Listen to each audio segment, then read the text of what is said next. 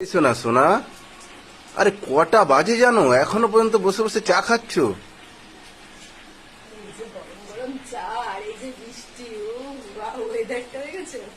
আরে রান্না করবে কখন?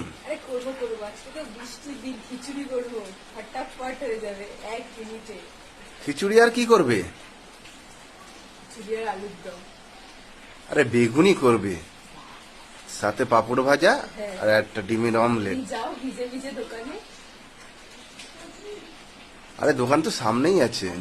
বলো কাদের কাদের বাড়িতে আজকে খিচুড়ি হচ্ছে, সবাই কমেন্ট করে জানাও। আর এই বৃষ্টির দিনে এরকম জানলার পাশে বসে বসে চা খাও আর এনজয় করো।